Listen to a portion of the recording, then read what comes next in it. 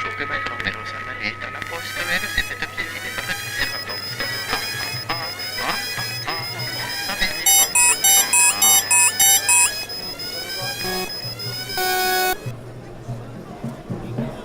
Ladies and gentlemen, it's time. Welcome to Rex-A-Vision.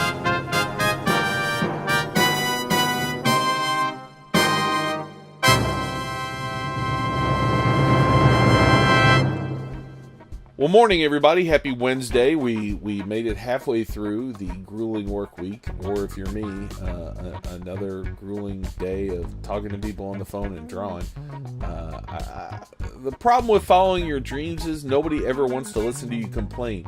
I'm a photographer and a writer and a videographer and an artist, and I generally work in the music scene, covering bands, videoing bands, doing art for venues and stuff like that, and artists as well. And, I've got a lot of friends who do, quite honestly, soul-crushing jobs that they hate. And it's like, they're complaining about their boss, they're complaining about this, and they're complaining about that. And I tell you, if I ever say one negative thing about my life, they jump down my frickin' throat. Oh yeah, that's really terrible, Rex. I wish we could live somewhere we loved and do all this incredible creative shit. They say if you do what you love, you'll never work a day in your life, and that, quite honestly, it's a damn lie. You'll work around the clock, probably for less money, but you'll be happier, and that is for sure the message I want to spread. Do something that makes you happy, because life is short. And, today we're going to talk to somebody who does just that. It's Andrew Altman. He is the bass player for the Railroad Earth little ensemble. I don't know. Railroad Earth's one of those hard to quantify bands. They've got some bluegrass and some roots Americana, but they can also just kind of rock. But if anybody's going to be ready to handle all those different styles with a smile, it's going to be Andrew. He kicks all the booty, and he was kind enough to come in and chat with us for a little while, and a little bit of a sad note, commemorate the loss of a friend of his and a member of the band, Andy Gosling. So let's go ahead and get into the chat and get through some of the sadness and look for some of the happiness at the end of the rainbow.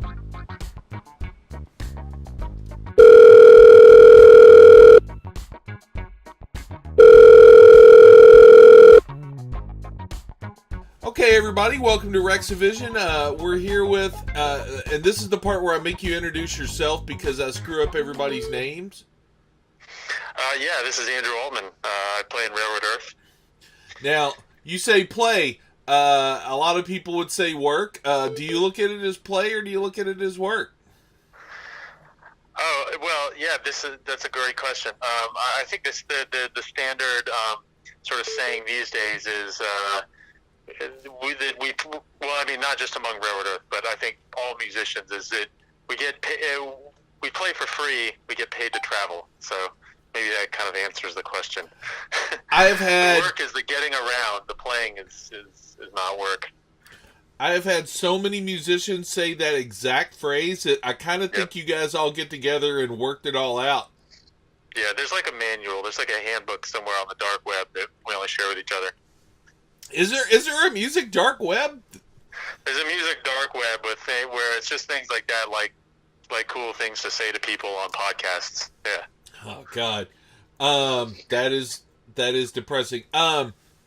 So you might not know this about my feelings on you, but you're one of my favorite jam band stories because you were out there and you were plugging away in a couple of bands like Blueground Undergrass and the Code Talkers and all that noise, but you found your way into a big name touring band and have been kicking ass ever since.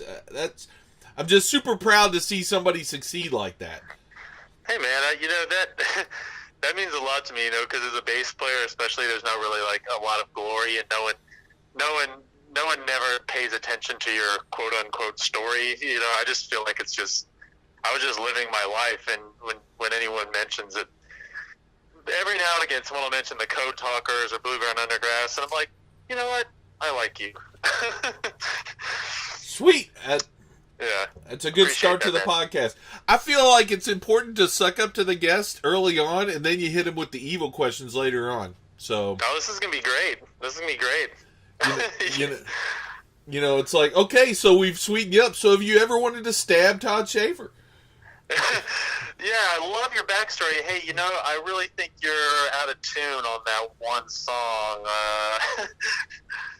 Really think you could have did it. That you pretty much ripped off John Paul Jones on that bass line, didn't you? Ooh. I mean, you know, a friend of the podcast, George Porter, his philosophy is that there's like actually 2 bass lines in the world, and it's just permutations of those. Kind of, well, yeah, mine are like 5th generation because I've used plenty of George Porter stuff in my time. You might want to watch out because I think he's in the sort of collect dues owed him kind of mode right now in his career. Yeah, well, you know, George, I'm not hard to find. You know, I will gladly pay whatever I'm owed. George is a hero. He's a legend in our scene. I've actually met George very briefly. We met at City Winery. I was playing with what were we doing there? It was like a showcase. It was kind of funny. It was like a everyone orchestra showcase, and his trio was playing as well. Like we each did like a 45-minute set or something, and I got to meet him. It was a great honor because George is, like I said, you know, he's a legend. He's up there, you know. But my favorite, especially being I've become over the course of my career a kind of a P bass guy. You know, the Fender Precision, which is what Porter plays. James Jamerson, you know, one of my favorites all time, and so it's I owe a lot to George, but it's not so much money. It's spiritual, you know, and creative thanks, you know. Well, I think George might believe you just owe him money, but we'll let him decide on that. You know, before we get into the current stuff, I want to do a quick little background. You know, it's fairly well known about you, but you really are from a jazz background, right? Yeah, you know, it's funny. It's hard to describe. I mean, like, I would definitely say that in the sense of like the disciplined training, studying years of my life was doing jazz. I studied jazz at Florida State, and so when, you know, as a teenager, I mean, I went through the classic things any kid did. I was like, I had a bunch of different music around the house, you know, everything from like, you know, classical music to musical theater to, you know, Jimmy Buffett and country music. It was just everything. I grew up in North Florida. I think you live down in Swanee, don't you? Yes, I am the Spirit of Swanee's resident video guy and idiot. Yeah, that's, you know, I grew up an hour and a half from there, Fernandina Beach, Florida. Nice. It's a wonderful area. You know, so it was just a mix of all kinds of things. But and in high school, I went through a phase, you know, which is partly why I'm in this scene, where it's like all I listened to was Fish. Not all I call it high school. That's like all I listened to. And but I wanted to be a musician, seriously. So like, you can't just listen to one band and be a musician, in my opinion. So I kind of put that away, and I went to study jazz, and that was like I took that very seriously for, I would say, the 4 years I was in college, and then a couple years after, it was like I really just studied and practiced hard and like tried to get all of those skills. But then after that phase, you know, my mind opened back up again, and I played in a variety of groups where there was improvisation and, you know, songwriting and all of those things, where I used the tools that I had developed in the jazz study, but to do the stuff more like what I'm doing now. So it's all kind of come together. Yeah, and I got to tell you just touched on one of my things, you know, no hate here, but please, everybody out there, listen to more than one band. Yeah, that's a big thing for me, too. It's not hate either. Like that, Fish was a huge formative influence on me, but I realized at a young age if I wanted to be, I mean, like, they didn't listen to one band. If I wanted to be as good as them or other bands, you have to study lots of stuff. I mean, that's what those guys did. Trey's an amazing composer. He studied composition. You know? So I wanted to go and study music that I wasn't good at. I played in jazz band in high school, but I didn't have lessons, and I wanted to study and be really good at something that was hard, you know? And And I mean, that's what those guys did, and really just opens up all these textures and play. You know, you just put more tools in your toolbox. You know, that's what it's all about. And you use them to express yourself later. And that's an important thing, and it's not just, you know, for players. It's like, please people, you know. I know a lot of people who interview bands and stuff. You know, I know a lot of music journalists because, you know, I do it sometimes or a lot or whatever. But, you know, they all want to talk music. You get into this game because you're obsessed with music or whatever, and when they interview musicians, it seems to be all they ever ask them about. But it's like, you know, musicians watch football. Yeah, and have other interests, you know, and it's quite often it's your job. I've found a lot of you guys don't even really want to talk about music that much. That's funny. That's an interesting perspective. I mean, I do love to talk about music for sure, but just because I'm still a huge fan of the craft, and I don't get to, you know, I'm not at a phase of my life where I get exposed to as much new stuff as I would like. You know, I'm so busy with the creative process, like kind of create and do my own things, that there's not as much free time just sitting and reflecting like I used to and listening to music. But I mean, the craft and the history, I love to talk about it, for sure. Especially with people who care. I feel like we're in our scene is such of like a niche that it's, when you get to talk to real music fans, I always take the time to do it, you know? Because I feel like people in our scene are really into it. That's what I mean. I mean that as a compliment to the people in our scene. The people that do care about the art and the craft, and then not just the personality, you know, which is like more mainstream music. People don't care about the craft as much. I feel like, I mean, I'm not trying to insult anyone, but I feel like they don't care as much about the craft. It's more about the personality, you know? Go ahead and insult somebody. I need to get this podcast viral. What's that? Go ahead and insult people. I need to get this podcast viral. No, man, you got to be careful nowadays. It's, you know. Andrew Altman of Railroad Earth says Fish fans are stupid. You know. Yeah, right. I know. I mean, dude, we're laughing, but you know, there's the stuff that's happened even recently in our thing. You make the wrong Facebook post, and people are going to talk about you all over the place. You know. Not naming names, but I'm well aware of who you're talking about. It happens. Yeah. You know, there's a time and a place. You know. Yeah, you know, that isn't one of them. It's interesting. You just you kind of brought up something I've been talking about to other folks that I wasn't really planning on mentioning with you, but you know, you studied music in school and you learned the particulars, and then you've continued to learn. But were you ever taught how to handle social media? And you know, because that's about as big a part of being in a band these days is actually playing your instrument. Yeah, you know, but my approach to social media has been the same as with my instrument. I mean, I studied in school, but, you know, I also taught myself a lot, you know, and I still do. And just, I mean, there's no being good at social media. It's just like, just using it, and it comes from consuming it too. You know, if you're on there looking at other stuff, you know how to put your own stuff out there. That's why and you know what, there's something, let me figure out how to describe this, but there's something that I like about social media, and that it can't be taught, because in some ways it's a bit of an equalizer. Like, you know, people will say, oh, so-and-so is good at social media. It's like, no, you like their stuff because they have an engaging personality.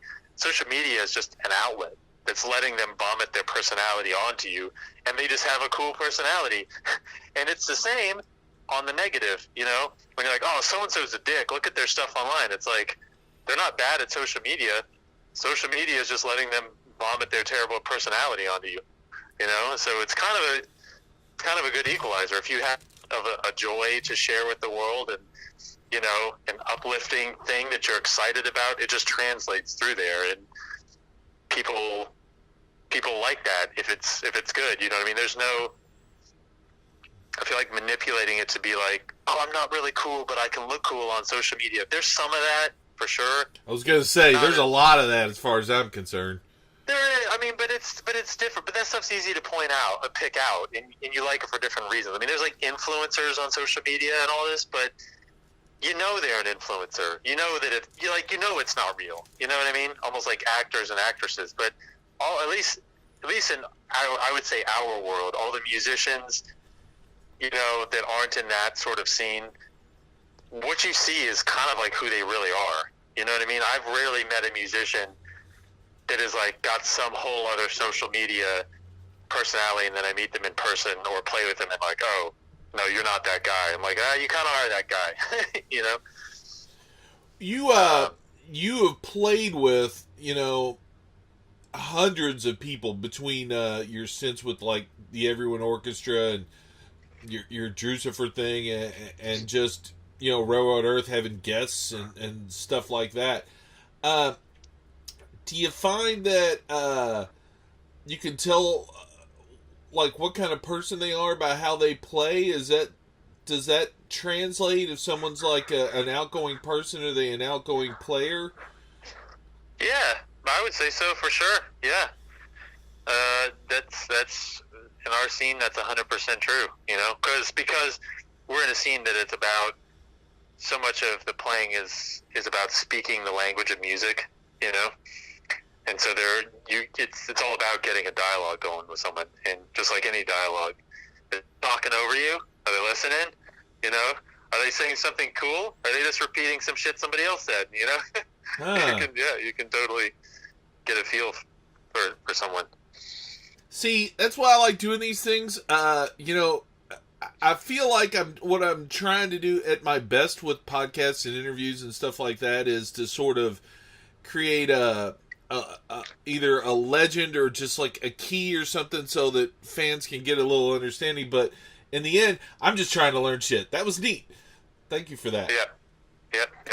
All right, let's start getting close to Railroad Earth, and you know, I'm assuming you knew that I was going to have to bring this up, but this is the first time like you and I have like spoken on the phone or anything since losing your bandmate Andy. How are you holding up? First of all. Well, you know, there's been I'm sort of to a third stage at this point. You know, at first there's the shock and the immediacy and the grieving, but then rather quickly, because of our music community, there came sort of a catharsis and an uplifting thing. Because, you know, like Andy was a pretty sublime dude. You know, he was probably how do I put this? Like, I mean, he was probably one of the most important people on stage, but you wouldn't notice it if you just showed up to a Railroad Earth concert. You probably wouldn't even, you know, remember half the stuff he did, but it was so important to it. And some of our most dedicated fans understand this because they've seen the band so many times and they've seen everything he can do. I was going to say, I bet the hobos know this. Yeah, they sure do. So it's not, and again, it's not to step on toes of anyone that's a dedicated fan. They know this for sure, and I've seen people say as much. But it's like in a band that was started out mostly acoustic, he filled in all the sonic gaps. You know, whatever a song, he played so many instruments, not because he to show up. He was just doing what the song needed. You know, in fact, this is a perfect story about Andy.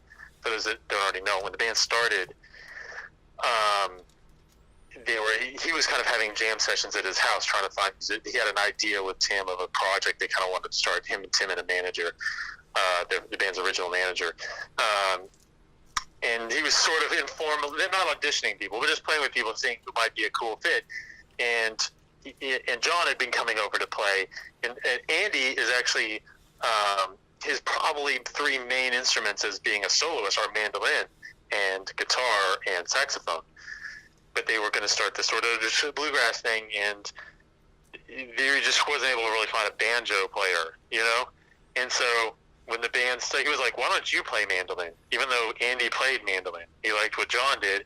And when the band started, he didn't even own a banjo. He learned banjo just for the band, you know? that's the kind of guy Andy was. Same sort of with the dobro.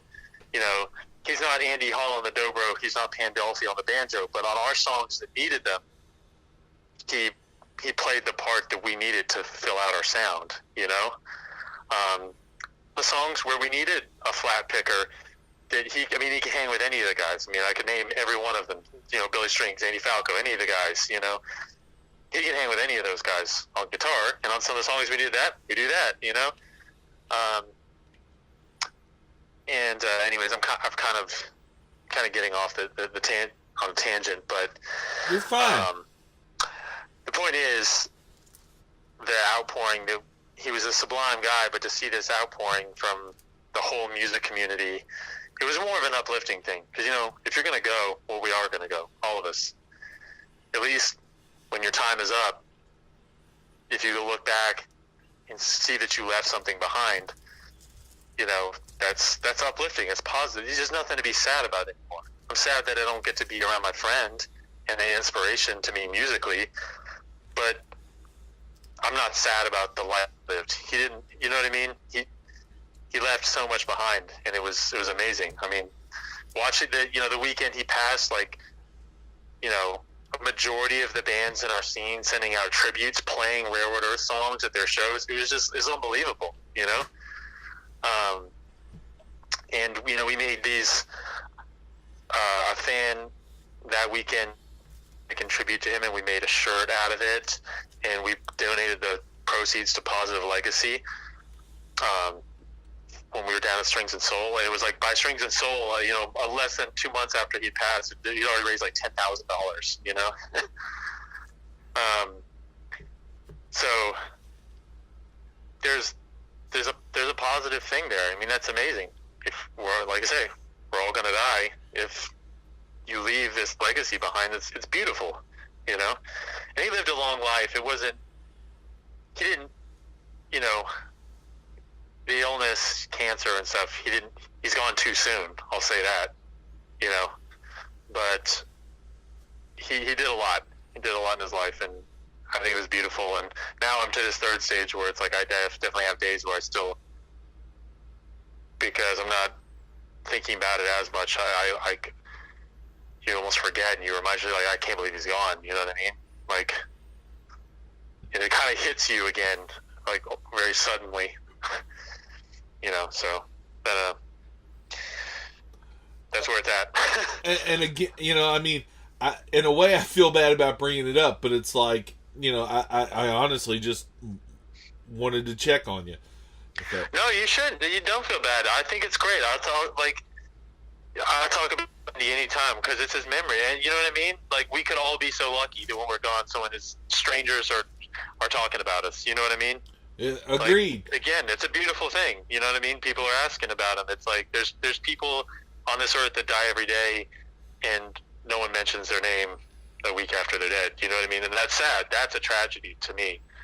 You know, I'm sad that Andy's gone, but his life is not a tragedy. You know, he did so much in his time here, you know, and so much of it positive. I love talking about him. I'll talk about him all day. Well, the way you described him, it kind of reminded me of the concept of the utility infielder for Railroad Earth, and so you guys. If you want to go there, he was a utility infielder, outfielder, relief pitcher, catcher, pitcher, player coach, manager. Yeah. So you guys have done Railroad Earth has done a couple of different things and brought in a couple of different people at shows to sort of help fill in all these gaps that Andy used to, including another friend of mine, Charlie Rose, of Elephant Revival and a few other bands. Are there any thoughts to finding a permanent person for that spot, or what's your plan? Yeah, we're kicking that around. It's evolving slowly because it's a very unique situation for us. I mean, and I would say maybe for a lot of bands, because plenty of bands have had someone. I mean, in the history of music, have had a band member pass and they continue on. But because he played so many instruments, this is what's been the hardest thing. It's not like, okay, our guitarist passed, we need to find a guitarist. That doesn't mean that you would do that instantly, because there's also a transitional period emotionally, where it feels awkward to just instantly be like, this is a new band member, But outside of that, it's been hard because we're like, well, no one plays all the instruments that Andy played, There's multi-instrumentalists out there, like Charlie and like the other guys we played with. But every one of them is, and this isn't an insult to them, because it's everybody. They're missing some sonic ability that Andy used specifically in our band. You know what I mean?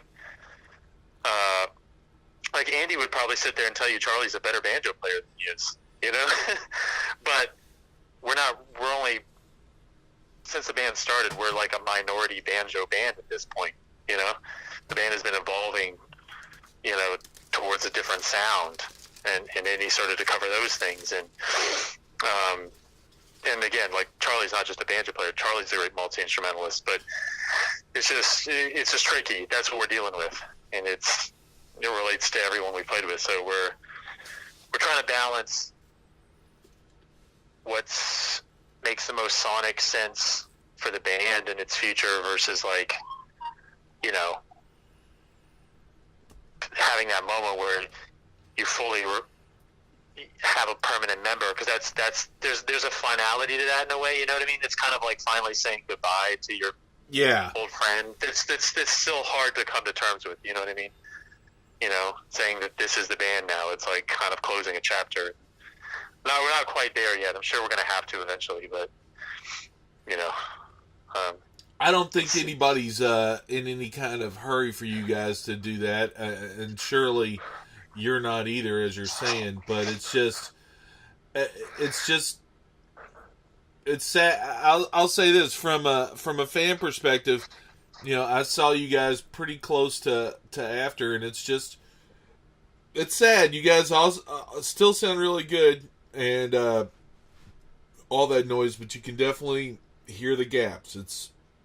Yeah, and that's what we're dealing with. And so, there's an element of like, internally trying to deal with, well, do we just go in a totally different direction? Do we just, that's one camp, do we just let ourselves evolve into something else? Like, that's part of the thing with the keyboards, is it's like, let's not try to replace Andy. Let's just do something.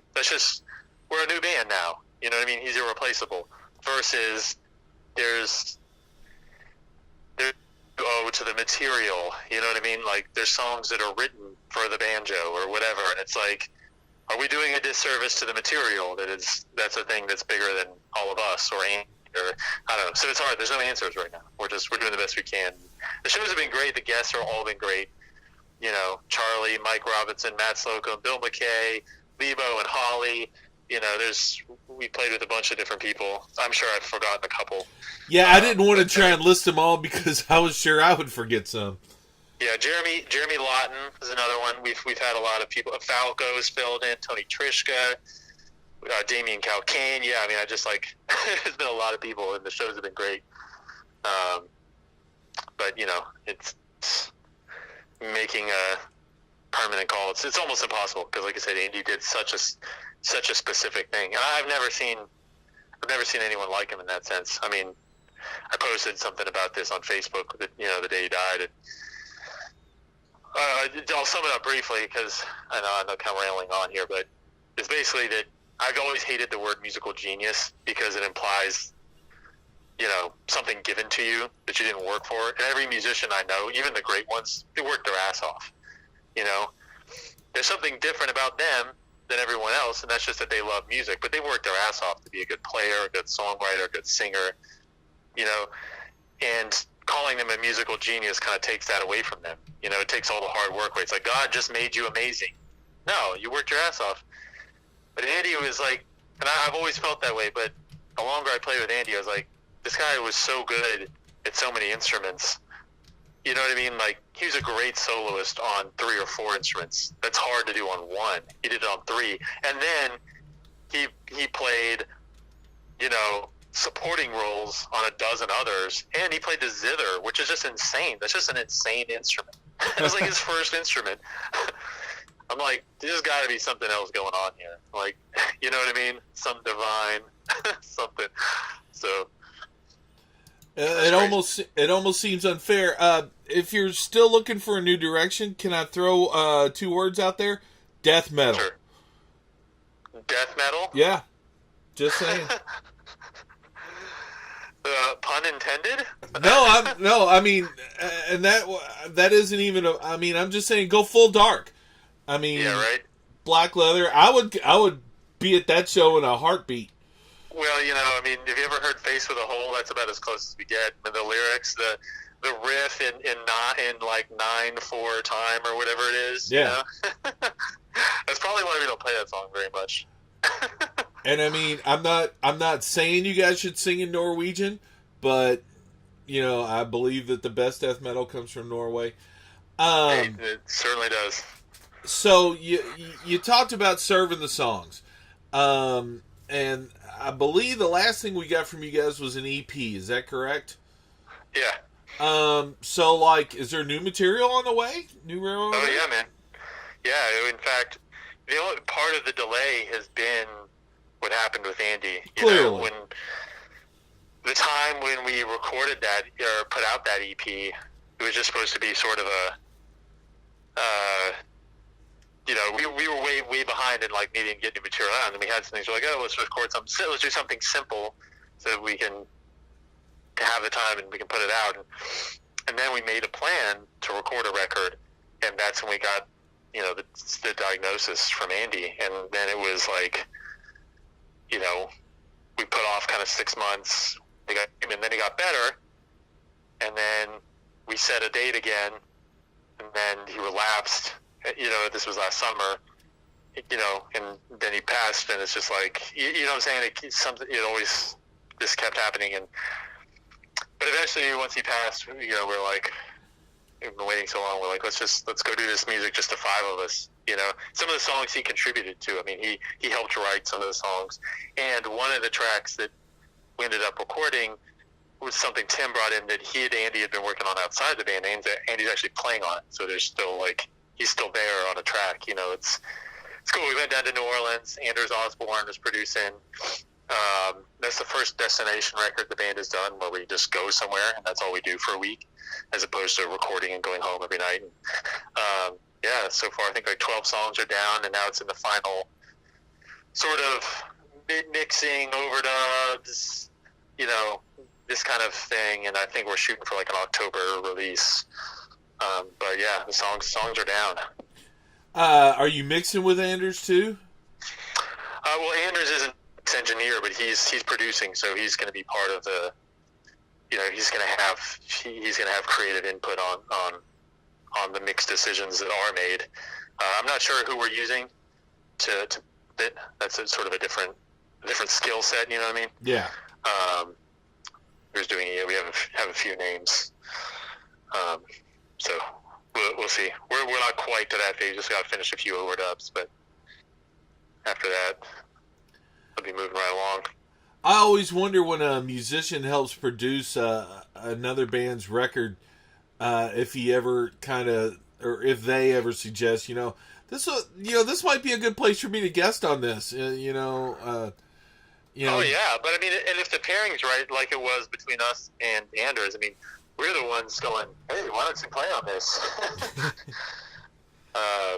He's definitely playing some electric guitar on there for sure.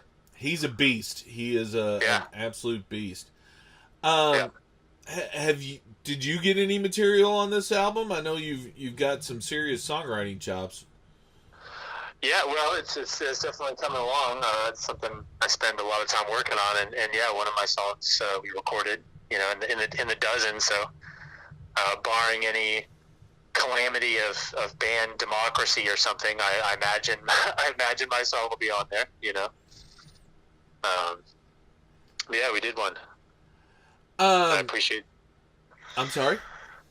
I said, yeah, I appreciate the band being open in that way, since, you know, I'm not like an original member or anything, but I have been around for 9 years, I guess, at this point. But they've always been open to trying some things, You know, you've got me.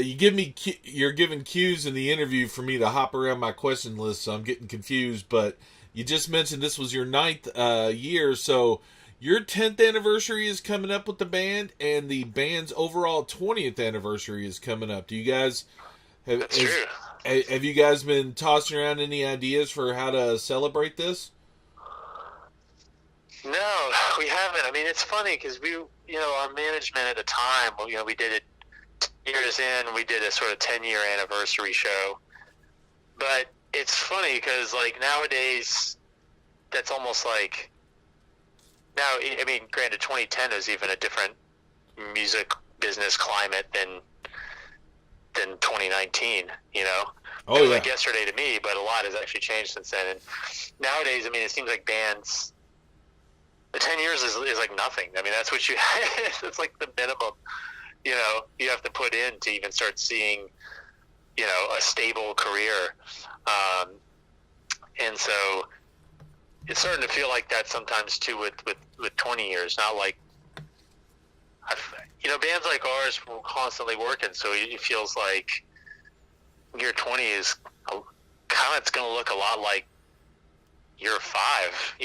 I mean, you're playing sure, we definitely played to bigger crowds than back then, but you're out on tour, make new music, and do the best you can, and there's not a lot of reflection as far as like, oh, remember that hit we had 20 years ago, like bands re-release an album, their seminal debut album, 20 years since whatever, or we're kind of like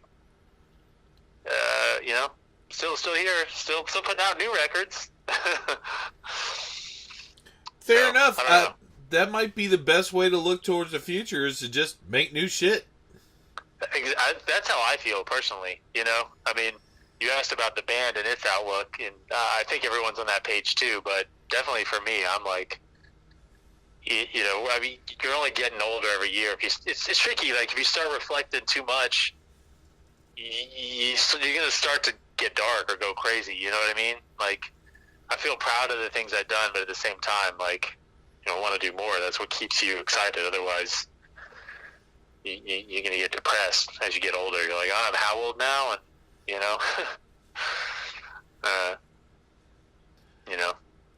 I don't know. There's one school of thought that would say you're happy that you're that old because you made it. I mean, there's. No, I know. Like I said, I'm actually overall, I'm fundamentally, I'm a positive person and an optimist, but it's not easy. I mean, it's especially with the world we live in, the social media and stuff. You can get on there and it's easier to see things everyone else is doing, and it's only human nature to kind of compare yourself and be like, oh, they're doing this, they're playing, you know what I mean? They're playing for so many other people, you know what I mean? Like, their crowds are so much bigger, or they're like whatever, or they're playing with so-and-so famous person. Oh, man, like, it started to feel like a failure. But then you also have to remind yourself, like, well, there's someone looking at my social media thinking the same thing about me, and you have to keep it, you know what I mean? Like, oh, I wish I was doing what he was doing. So that's why I just try to be careful now. Just focus on the creative, you know what I mean? Like, just wake up and keep doing stuff that is fun and inspires me, and not try to let myself succumb to those. Like, those are natural things, you know what I mean? And it can consume you if you're not careful. I don't know if you've actually just been stalking me or something, but that's something I've been on about, both on social media and in the real world. I think that, America seems to have a little bit of a mental health crisis. And, oh, yeah. We have just a phenomenally high rate of suicide, and we also have, these terrible mass shootings and all this stuff. I'm not trying to throw shade completely at social media for being the cause, but I really think that everybody's tendency to sort of display their life in the best light possible and not share, like, the actual day-to-day I mean, everybody's like, I'm at this concert, or look at this beautiful plate of food I'm eating. But it's like, yeah, everybody's lives aren't just that, but that seems to be what it gets summed up as in our imagination of someone else. Because if we're friends with them on social media, we just see that our friend is, at this beautiful mountain range and has got their arms up in their profile picture, but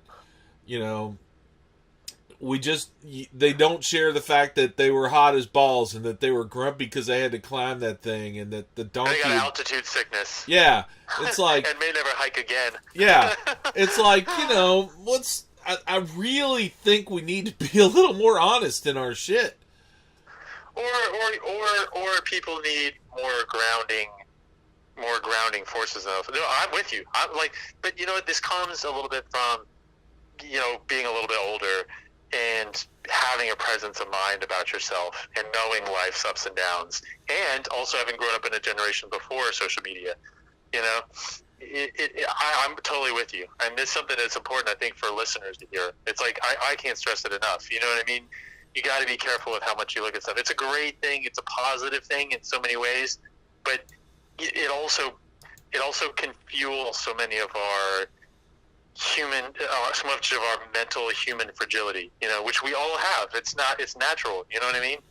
It used to be, before this stuff existed, you would just see, say you're a kid, you're on the playground, you see one kid, we all remember this, it's like, he's more athletic than everyone else, he looks better than anyone else, he's got money parents too, he's got more stuff than everyone else, and you're just like, over there on the side, like, just normal. You're like, oh man, I'm not that guy. But you could also look around. You could literally just turn around, and you could see, the kid that has less than you, and you could also, like, kind of to what you're saying, you could see that kid that's got it all. You could see him on his bad days too, But now, yeah, I mean, you look at social media, and it's filtered because, if you're only seeking out people that are doing better than you, that's all you see. It's real easy for your mind to just get confused and be like, and think you're a failure because, yeah, you don't have 1 million followers and whatever, you know what I mean? You don't have all those things, and it's right in your face all day long. It's in your pocket. It goes with you everywhere. It's sending you notifications. It's beeping and blinking and saying, look how successful everyone is, and you just have to. You have to have some kind of grounding force, you know what I mean, in your life that reminds you the good things you do have, or you'll go crazy, man. Just shoot up a school. You'll take your own life. It's hard, man. So, any idea how the next generation is going to learn this? Or? Yeah, well, man, it comes down to parents, man. And being a parent now myself with 3-year-old, it's one of these things we have to be smart with kids. Just like our generation, I say our generation, I assume we're kind of about the same age. I'll be 38 in April, but a generation that I think it's safe to assume you grew up without social media, right? Yep. Yeah. For our generation, it was all kinds of, maybe it was like, health issues, smoking, or it was, whatever, drug, whatever. I mean, there's a million things. It comes down to parents being like, look, that you have to be careful about this. This stuff is going to come at you, and you need to be ready when it does. And I feel for the generation that came of age, the kids that were turning 16, 15 when MySpace and stuff just came out, because there was no blueprint. You know what I mean? Just like I feel sorry for the kids that grew up in houses in the 50s and whatever, or earlier, where parents just smoked in the house because we didn't know about secondhand smoke. We didn't know. Kids died. And there's kids that are committing suicide that died because we didn't know how poisoning social media can be if you're not careful. So I think it's only going to get better, but it's, take some smart parents talking to their kids. I got to tell you, you gave me some hope there. Thank you. Well, it is, man. There's always a natural correcting, I feel like, in society, but it's tough for the generation that's in between. Now, people in our generation, I'm reading a good book about this now, but climate is the thing. If we can fix this problem by the end of the century or help correct it, they're going to be saying that about us, what we were saying about kids with surgery, like, oh, we should, you know what I mean? We didn't know, or we didn't take it seriously fast enough, you know, for our generation, you know. Joe Rogan had on his podcast yesterday, I think it was yesterday, had a climate scientist on there, and that shit was terrifying. I mean, it should be. It is terrifying because it's real. You know, it's no joke anymore. It is seriously no joke anymore. It's getting like I read articles 5 years ago that were like, there's certain scientists that are like almost giving up. They're like, that's too late. It's too fucking late. That was sort of the point. It's a little bit narcissistic and cynical. Well, not narcissistic. It's a little bit cynical. Like, you know, if you're smart and you're working on it, a man has done some amazing things, but the point is it shouldn't have come to that because people have been sounding the alarm for decades. But whatever, here we are. Yeah, the only thing we can do is try and fix it now. Yeah. All right, we got to get off the depressing topics. Right. But, you know, it's cool. It's cool, man. You know, because, you know, as depressing as it can be, I feel like it's important. The more you can share with listeners, I mean, you know, if people tune in and check this out, it's important, man. You know, music's fun. Sure. There's some real, I mean, I'm just a dude walking around playing some notes on an instrument, but there's like there's real shit happening to people, you know? Oh, I agree. I was starting to feel sad. That wasn't. Yeah. I wasn't trying to save the poor listeners. I was like, man, this is going to be a shitty day if I don't do something. Yeah. No, I hear you, man. To round I it out. love to talk about music and whatever else. Oh no. I mean, you know, it's. I agree with you. This is one thing. I think one of the biggest problems is, and the same thing with global warming, is that we work too hard to avoid having unpleasant conversations, kind of in a way, sort of like the social media, where people work really hard to not reveal the bad things that are happening to them or that they think of or whatever. Yep. And all that. I was just, like I said, this was just a sort of I mean, maybe we could go back to the sad stuff in a second, but my poor brain's like, okay, Rex, just chill out. No, I hear you, man. I hear you. You know, this is just one last Railroad Earth question before we ask some general stuff, and then we get into what I call the lightning round that I'm looking forward to. So you got Todd Schaefer, and he's sort of like the heart of the band from a writing perspective, and he seems like sort of the onstage general. Does he have any like secret hand signals or anything that you guys have worked out? Do you guys have like ways you can communicate that people don't know about? Actually, it's funny, you know. The band is there's no doubt the band has been centered all along around, you know, his style as a songwriter for sure. But what makes it a band is that Todd's actually not an onstage general. You know what I mean? I feel like a lot of times he takes on the, you know, at least in the functional sense, he kind of takes on the role of any other band member. I mean, he's a front man that kind of acts like a bass player in a way, you know, that's what makes it a band, you know, because he doesn't make it all about him, you know, because, you know, he lets his songs speak for themselves, you know, instead of doing that and also like having to talk on the mic all the time or always be the guy taking a solo, or, you know what I'm saying? You know, I mean, God bless the John Mayer and all these guys. I mean, John Mayer, the solo artist, not John Mayer, the guitarist in Dead and Company, but it's their name, it's their band. It should be all about them, but Railroad Earth is a band, and it is because Todd has a sublime sort of energy on stage, you know. But to answer your question, yeah, I'm a big proponent of it's something I've tried to really reinforce in my time in the band is musical cues, you know, because I feel like when you're looking around waiting for a visual cue or something, you're not using your ears, which is kind of the name of the game in my opinion. So we do this sometimes now where things are, and they were doing it before I showed up, but I'm definitely a fan of more of it, where like when it's time to move to a new section or something, someone plays a musical cue that tells you it's time to move on.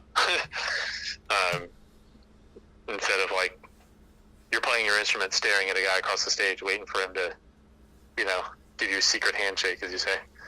Just a hand signal. See, I'm usually very close. I'm like, up in the photo pit or whatever watching, and I like some bands you can see or hear them give the cues, and some bands you don't. And I guess Railroad Earth is one of those bands I've never really seen, like in bluegrass bands when they're doing stuff like forming a picking line or whatever. Somebody like, will nod to the next person up or whatever. And that's quite often that's a jam where those people don't know each other that well. But Railroad Earth, from what I've noticed at least, now I've got to be listening for these sound cues because I hadn't really noticed any kind of system you had. Yeah, I mean, and we definitely do have our share of visual cues, but I would say it's at least 50-50 with visual and musical. I mean, like one or the other.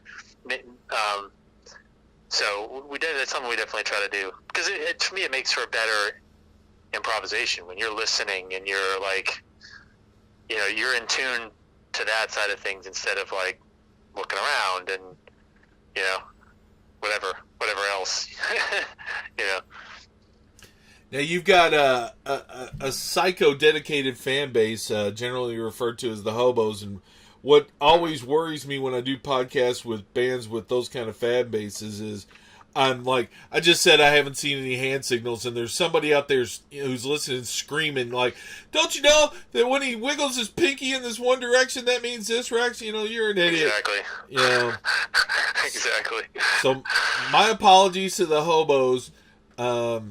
It's sort of why I'm probably never going to have a member of Fish on my podcast because I like them, but I can't tell you what it means if Trey laces his tennis shoes over under instead of under over. That's good. I like that. It's I like that. I wrote a Fish article one time. You know what I mean? It's like when I got deeper into this world, back into it when I started playing like in Railroad Earth. Fans would approach me and be like, jam, true dyed-in-the-wool jam fans, come up and talk to you and just mention references that you should just know. And they expect that, because you're a musician in their scene, so they think that you, know everything about the Grateful Dead. And I'm like, I know some things, but I'm not, I was never a deadhead, let's say. I have appreciation for their music. I know a lot of it, but I'm not you know what I'm saying? Not an aficionado. You know what I mean? I've learned more of it, but it's funny because someone would be talking and be like, "Oh man, it's like you were playing the bass line from when I filmed the blank Grateful Dead song," and I'd be like, "Oh, cool, who?" Or they'd name a song, and I'd be like, "Oh yeah, whose song is that?" And they just look at you like, "Seriously? It's a Grateful Dead song. You don't know that that's a Grateful Dead song?" You're like, so I had to watch how I react to things so I don't look like an idiot, and I had to also learn some things, which is always a good thing too. This is funny. Be like baseball fans coming up to a pro ball player and be like, "Oh man, your swing is it's like Jackie Robinson," and then being like, "Who's Jackie Robinson?" This is what I was alluding to when I was saying that there's just so many people, not just music journalists but fans who, when they get a chance to meet or talk to a band member, they just start going off about music, and it's like you got to remember, it's like they might like football, there might be they might not spend 12 hours a day listening to and studying music and caring about that. They might just really like to play the bass. It's great. Right, no, that's true. That's true. Definitely for some bands. I'm definitely fall deep into the music nerd category. Especially when fans want to come talk details. In fact, some people get in over their heads with me. They'll come, bass players or someone will come up and ask me about gear, and I'll launch right into specs about input impedance and cable length, and they just go cross-eyed. They're like, "Okay, dude, cool. Maybe I'll hit you up on Facebook or something." They just want to know what preamp I use. And can you just tell me which pedal to buy? That's all I'm asking here, bro. Yeah, I know, but I go into no, wait, before you even get to the pedal, you need a buffer, and it's got to be like, such a what, and like frequency response and scale length and all this shit. And they're like, you know. But the thing is, I love talking to the creative side too. But it's just like, I'm not. They just assume because I'm in this scene that I know everything about the Grateful Dead, and I don't. If you come up to me and you want to talk about the different drummers in Bill Evans' trio or something, Bill Evans, the piano player, not the saxophone player, or different eras of Miles Davis, or so, like, yeah, let's go. But I don't, I don't know every single Grateful Dead song. Well, we're gonna let you live, but maybe get to work on that. Yeah, I have been. It's been getting better. I mean, it's unavoidable in the scene, but it's cool. I embrace it, So, speaking of embracing things, you seem to have embraced a pretty hardcore work philosophy. Besides playing with Railroad Earth, you recently played some gigs with Paul Hoffman and Anders Beck. How'd you enjoy that? Oh, it was great, man. It was awesome. I obviously known those guys for a long time, but it's the first time kind of playing in their world. They've sat in with Railroad Earth a lot. I mean, they used to open for the band. Now they're doing really great. They and I'm not ashamed to say they play for way more people than us now, because they've earned it. They've done great. And so it was cool, like, going into their world and playing some of their music instead of having them come play our music. And I've done everyone orchestra with Anders before, but that's different. That's us improvising together instead of rehearsing. I mean, like, we had a 12-hour rehearsal or something the day before the show, so it's cool. Totally different energy, different approach to things. It was great. You mentioned the Everyone Orchestra, and it is my opinion that Matt Butler is the smartest guy in the jam band music scene. He went from being a drummer and having to slog those drums around to carrying a hat and like a dry erase board. I never thought of it like that. That's amazing. I mean, and not only that, he doesn't even have to play anymore. He just points at you people. That is fucking brilliant. Please tell me you've posted that on social media. I've said this to him in interviews 100 times. I think he's fucking brilliant. Yeah. God, it's amazing. I mean, he doesn't even really have to carry the dry erase boards. He could just buy some new ones. They're like $3. No, I mean, he put them on the rider. The venue could be providing them for him. And that's a weird backline day for somebody. I mean, even the hat. He's doing the audience a favor with the hat, Why do you say that? I mean, he doesn't even have to bring the hat to do his job. Oh, He's okay. doing that for them, it's part of the show. I thought you were just taking a shot at his hair. Yeah. No. I'm not taking a shot at him. I'm saying, at least I got dressed for work today, guys. More one of those, I gotcha. Yeah, and I mean, don't get me wrong. He probably also carries a tuxedo jacket because he tries to roll. He does. Proper. But no, but he had a great vision too, though. I mean, it's a really cool concept for the scene, Well, that's why I call him the smartest guy in the thing. It's like he does, not to use another baseball analogy for no reason, but it's like he's doing a pick'em game. He just goes to a festival, picks several people who are playing, and is like, "Y'all play for me now. Get out there." It's genius on so many levels. I mean, like from the drum kit to the hat to, like, the logistics of finding a band. It's also like, the musicians love it too, because it's a show where you get to play with so many great players. You don't have to practice at all. You don't have to learn a single song. Like, for me to do the Paul and Anders gig, it was like this is another thing, and I'm going to say this half joking and making fun of and laughing at them in a friendly way, but, like, they asked me to do that show back in, like, November, December, and they gave me the songs like 10 days before the show. I've been asking them for months, like, "Hey, look at these songs," so I can, like, start learning them. And so I had to learn like 17 songs in 10 days, and then rehearse for 12 hours. It's like Everyone Orchestra. It's like you just show up to sound check, like, "Hey guys, what's up? What are we gonna play? I don't know. Who cares? Hey, great." It's not like days and hours of my life at home, like, Like I wrote charts for all the Paul songs. You know what I mean? I had like notes. I had everything down. It was like all my cross country flights. I was like working on the music. You know, everyone always should. Hey, what's up, guys? You want a beer? Let's get a beer.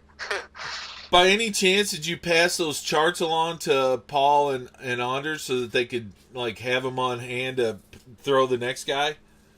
No, I half jokingly said there's like, because they made some joke about, oh yeah, every time it's like, geez, we gotta rehearse these. So I was like, I'll say some charts. I got some charts right here, fresh, brand new charts. Get a good price on them.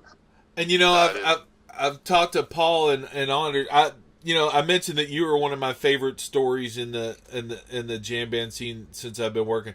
They're literally one of my others, say top three. I've seen that. I watched them play to 3 people in a bar in Louisville. I mean, like I said, they opened for Railroad Earth a million times when I first joined the band, and then now they're playing 3 nights at Red Rocks. Yeah, I mean, good for them. They've earned it, though. You know what I mean? Hell yeah, they have.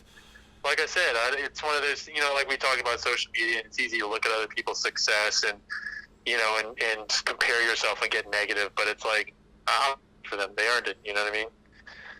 They worked their asses off, and they all got on the same page, musically, culturally, like they earned it. It's cool. I'm happy for them, I'm happy for him, but I tell you this, and I don't know how you feel about this, but I worry about Paul Hoffman because he's just so gosh darn emotive in his singing and everything. It's like, are you okay? Do you need a hug?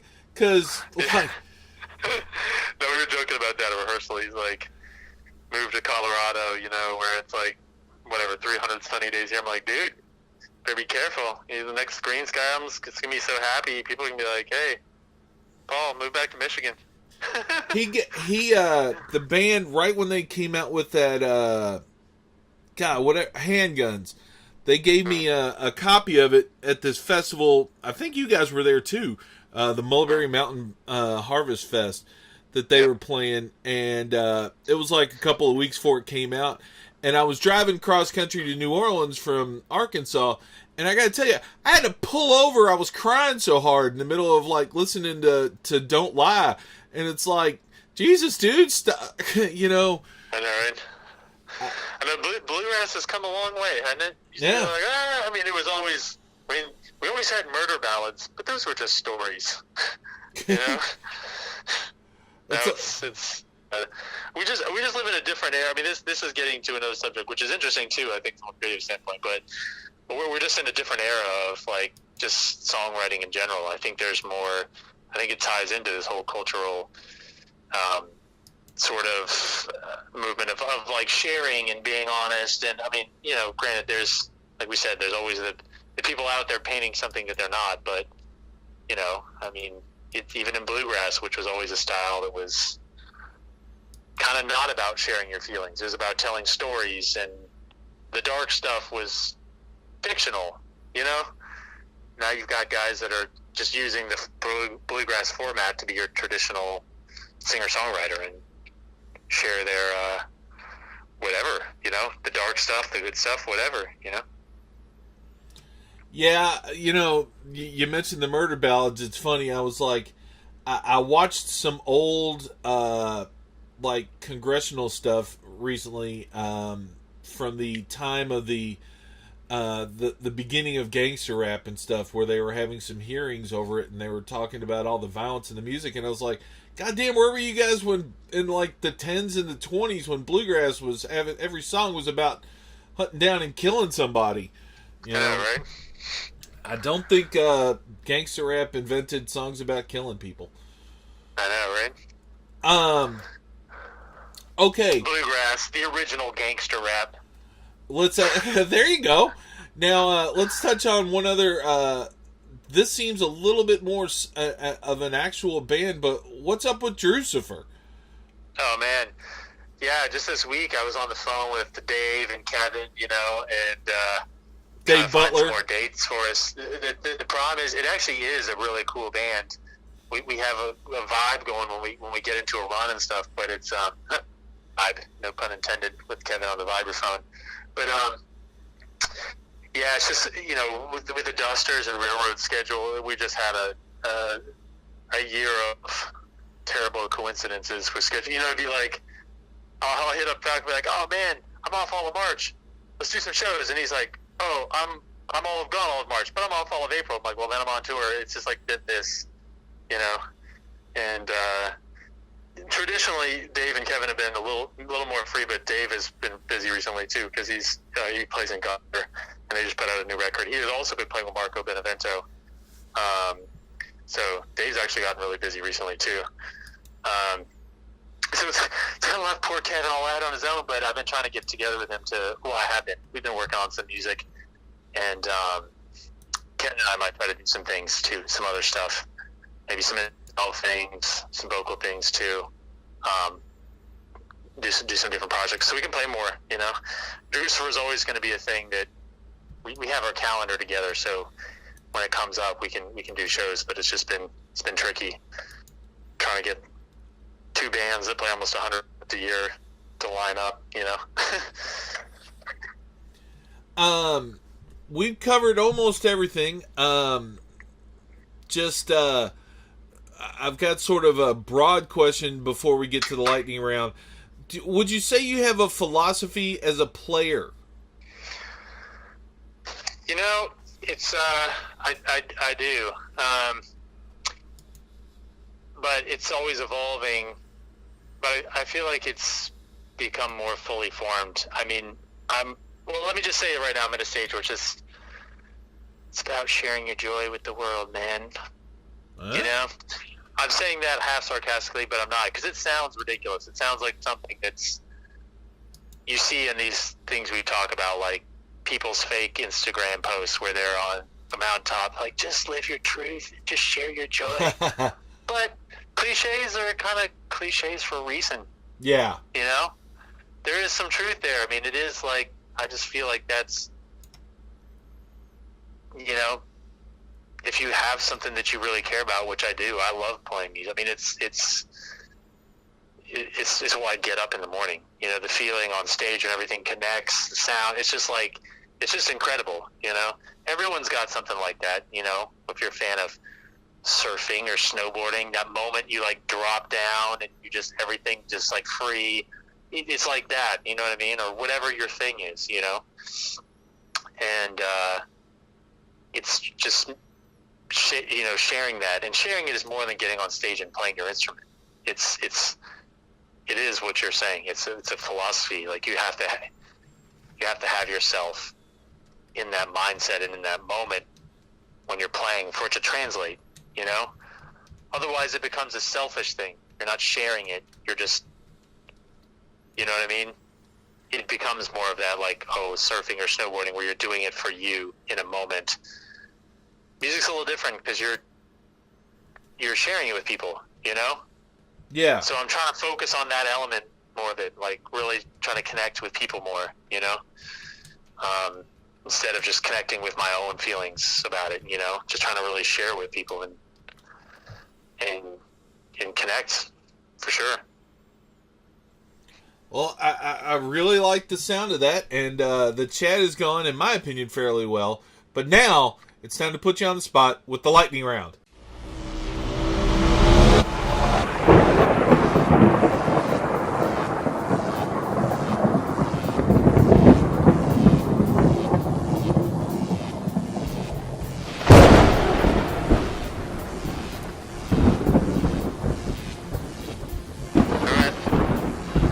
I am pausing because theoretically I'm putting a sound effect in this spot. Aha! Okay.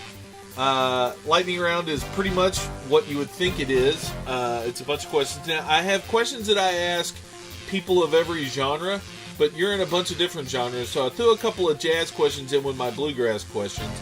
I will say that because you play bass, you don't really get to participate in some of these jams, these bluegrass jams, because you can't really be slugging a giant acoustic bass around the crowd. But we're gonna ask you a couple of them anyway. For a bluegrass jam, front porch or down by the fire? Down by the fire. Smashed or sober? Smober. All right. Indoors or outdoors?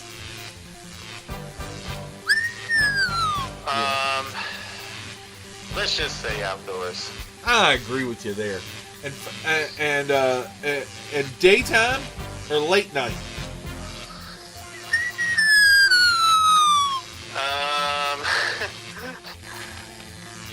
Probably late night is more fun, but these days it's probably more realistic that I'm in the daytime. I feel you there. Now we got a couple of jazzier flavor ones. Call or response? Well, probably response. Yeah. And then the notes you play or the notes you don't play?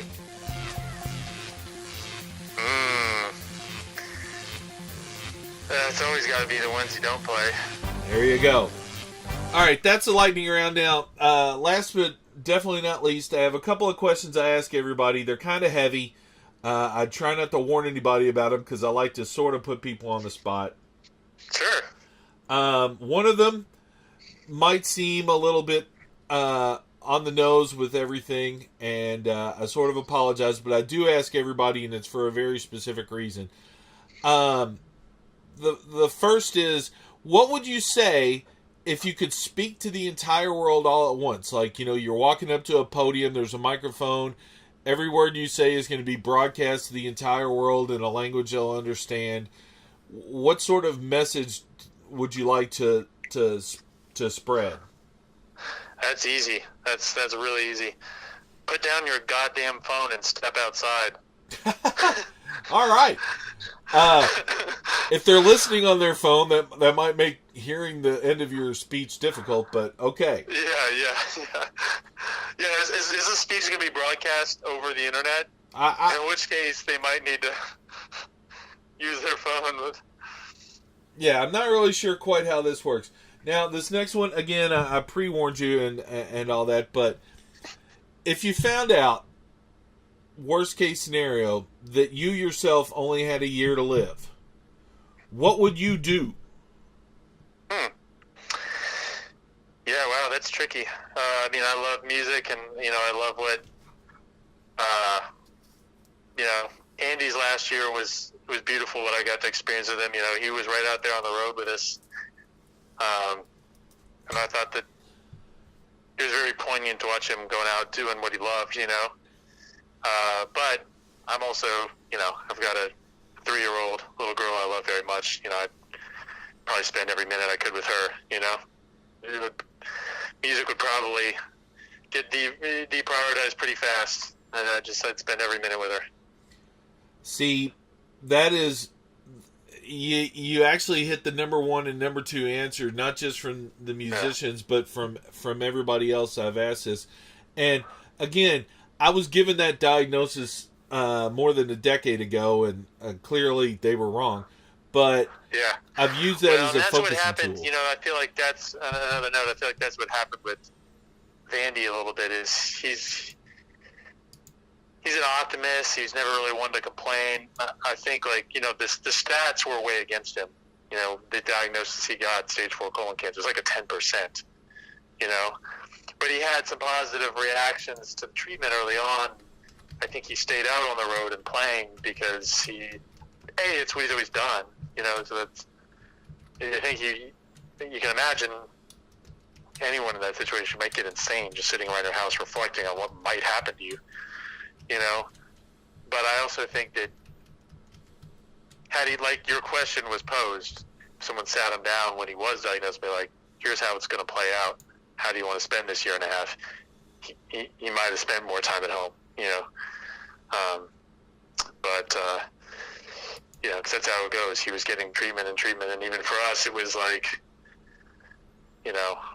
one Friday, he was like, yeah, I'm going to try this new thing next week, and then on Monday, he was like, I'm going to do hospice, and you're just like, okay, So, the question is fun from a philosophical standpoint, but, few people it's that cut and dry, Yeah, I'm not even sure I'd classify that one as fun. The reason I ask those is I really try and get people. It was very sobering when that happened to me, and clearly those kinds of warnings and stuff are sober to everybody, and it's sort of also. I've had several very close near-death experiences, and what I've learned from all those different things is the focus that you get, and the way you sort of reprioritize yourself is a really important thing, and we could all use a little of that, maybe without the fear, and being asked that question from a sort of a philosophical bent. I try and get folks to maybe think of it like that. It's that's like, great, man. Good on you. I support it 100%. I think that's cool. You know what I mean? Like I like when having a conversation, especially in a podcast format versus like an interview print format, where you can get into some of those things and you can see a human element to people instead of like, it's a album tour interview where I'm like, the artist, and I've been one of these artists where let's just promote the album. There's no human element. There's no, this is real stuff, man. Musicians, we're no different. We put our pants on one leg at a time, and we all deal with, people passing. We all deal with mental illness. It's. I'm not. When it comes that close to you, like it did with Andy, you don't get scared of it anymore. You confront it, and you share your experience, and I hope it helps somebody else. Which is what you're doing, and I respect you for it. Well, when I started doing interviews more and all that, I would turn them in, and editors would chop them down to the new album, blah blah blah, and I'll be honest. The thing that bugged me the most was that they would take out all my jokes. Like, I would sit there and I like to joke around with people, and it usually gets everybody feeling loose, and I think the interviews go better. But then I would spend all this time transcribing it, and they would be like, "Yeah, we don't care that you're funny, Rex," and it's like, see, that disappoints me a little, because now I'm going to preface this next statement with another statement, and that's it. I'm grateful to anyone that will talk to me about my career in music, and you know what I mean. So this is definitely not a complaint with teeth, but I prefer those moments and some of these ones to your usual interview fodder of like, how did the band get its name? You know what I mean? Like, you answer that question a lot, and again, grateful to have someone even asking me about my band. It's a good problem to have, but like I said, before I was in a band, I'm just a human struggling with all the other shit everyone else struggles with, I'm just having fun along the way playing my instrument, but I'm not immune to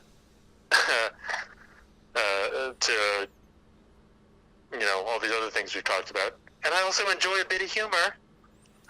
I mean, yeah, for me it started, I interviewed the guys from Mo for a thing, and we joked and stuff, and it was like a really fun interview, because I kind of know those guys, and I'm sort of friends with them and everything. And then, they took out all the stuff that I thought made it interesting. It's like, I've interviewed, like, say, Al from Mo, say, 11 times. I can't just keep asking him why there's a period in the name, Right.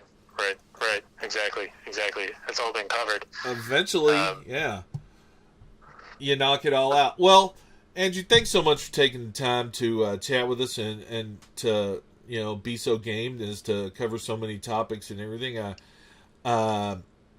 Can't wait to see you out there this summer. I'm going to be doing my usual festival run, so I can't tell you where I'm going to see you, but I'm pretty sure you're on my schedule somewhere. So yeah, man, come up, say hi to me. Oh, I will. Have a great day, and we'll talk to you soon.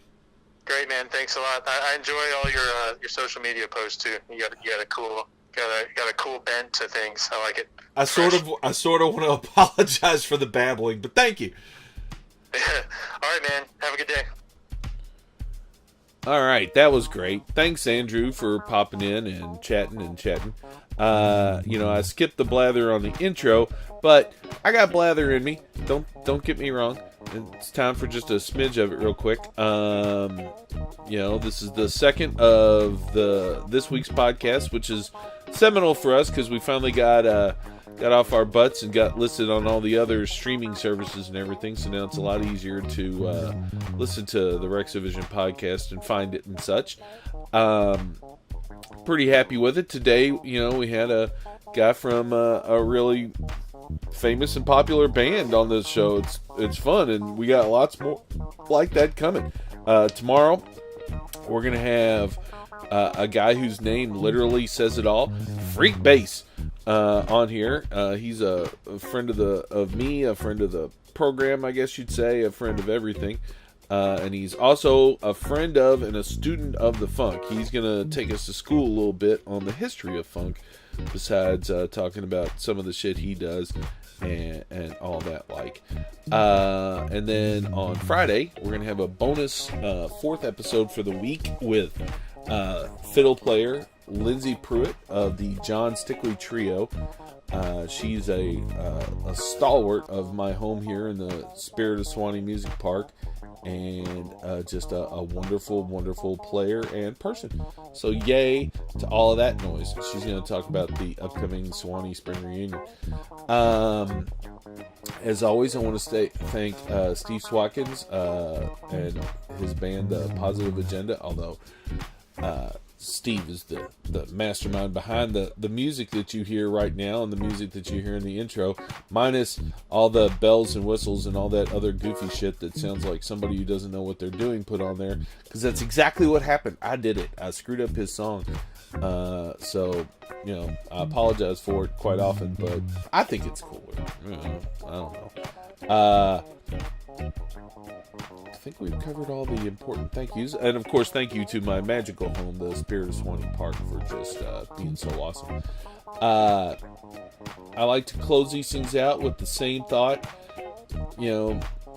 Whatever your situation, wherever you are in the world,